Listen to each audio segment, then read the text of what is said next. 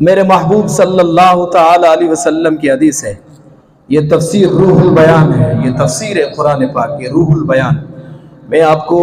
حدیث پاک سناتا ہوں، آپ کا ایمان تازہ ہو جائے۔ میرے محبوب صلی اللہ علیہ وسلم ارشاد فرماتے ہیں، بڑے غور سے سننا، ہم اس چیز سے دور ہیں، ہم نیکی کے کام سے دور ہیں، نہ نماز پڑھتے ہیں، نہ نیکی کا کام کرتے ہیں، نہ صدقہ دیتے ہیں، نہ خیرات کسی غریب کو دیتے ہیں، نہ اداروں میں خرچ کرتے ہیں، کچھ بھی نہیں ہمارے پاس۔ تو سنیے، میرے محبوب صلی اللہ تعالی علیہ وسلم نے ارشاد فرمایا، اگر کسی بندے نے سچی دل سے، صدق دل سے، کسی کے دکھاوے کے لیے نہیں، رب کی رضا کے لیے، ایک کھجور آپ نے دیکھیے روزانہ کھاتے ہیں کھجور، میرے محبوب نے فرمایا جتنی کھجور ہے نا، اتنا اگر کسی نے صدقہ کر دیا، کھجور کے عوض یا کھجور کا بدلہ یا کھجور کے نعم البدل کسی نے صدقہ کیا، تو میرے محبوب نے فرمایا صلی اللہ علیہ وسلم نے، اللہ تعالیٰ دائیں ہاتھ سے لے لیتا ہے۔ رب جسم سے پاک ہے، اپنی شان کے مطابق رب تعالیٰ دست قدرت سے وہ صدقہ لے لیتا ہے، رب تعالیٰ لیتا ہے، رب تعالیٰ لے کے پھر کیا کرتا ہے، ثم یربیہا لصاحبہا، رب تعالیٰ اس صدقے کو پالتا ہے جس طرح ہم جانور کو پالتے ہیں، جس طرح ہم کسی بچڑے کو پالتے ہیں، بھینس کے بچے کو پالتے ہیں، یا گائے کے بچے کو پالتے ہیں، یا بکری کے بچے کو ہم پالتے ہیں، تو رب تعالیٰ اس صدقے کو پالتا ہے۔ پھر کیا ہوتا ہے، جب بندہ قیامت میں آئے گا تو اللہ تعالیٰ فرمائے گا، اے میرے بندے حتی تکون مثل الجبل،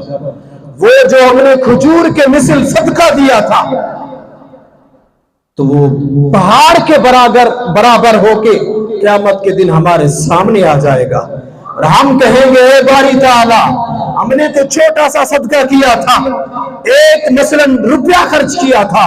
تو اللہ تعالیٰ فرماتا ہے اے میرے پیارے بندے، تو نے میری رضا کے لیے صدقہ کیا اور میں نے تمہارے صدقے کو پالا ہے، بڑا کیا ہے، آج پہاڑ کی مثل ہو گیا ہے، یہ لے لو ثواب، جنت میں داخل ہو جاؤ۔ میرا رب کتنا بڑا مہربان رب ہے۔ تو آگے میرے کریم نے فرمایا جو صدقہ کرتا ہے،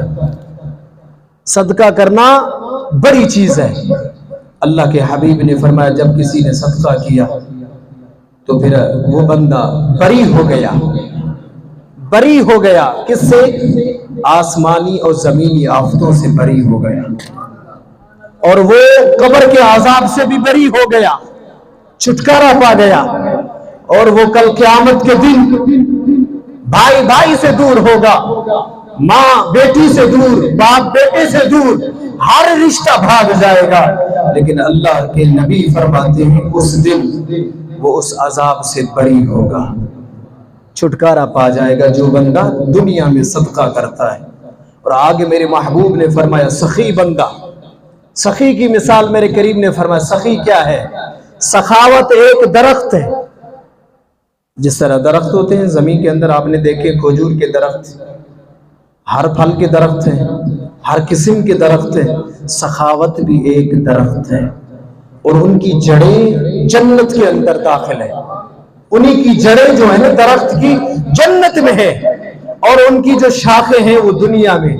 لہرا رہی ہیں۔ جب کوئی بندہ سخاوت کرتا ہے وہ شاخوں کو پکڑ لیتا ہے، وہ سیدھا جنت میں داخل ہو جاتا ہے۔ اور پھر بخیل،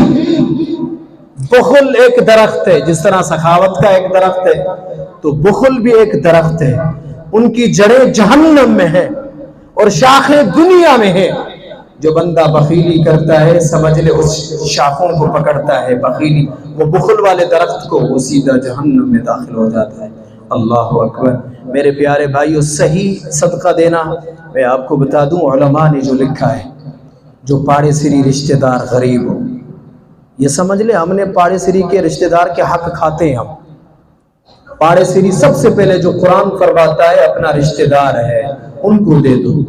پھر پڑوسی جو زیادہ حقدار ہے ان کو دے دو، پھر آج کل کے زمانے کے اندر یہ مدرسے مستحق ہے، زکوٰۃ کے، فطرات کے، صدقہ کے اپنے اداروں کو دو، اپنے اداروں پر خرچ کرو. یہاں بچے حافظ قرآن ہوتے ہیں, یہاں دین کے سپاہی تیار ہوتے ہیں, آپ لوگوں کو, آپ کے بچوں کو پڑھاتے ہیں. تو لہٰذا آپ کا فریضہ بنتا ہے, آپ کا حق بنتا ہے کہ اپنے پاڑے والے مدرسے کو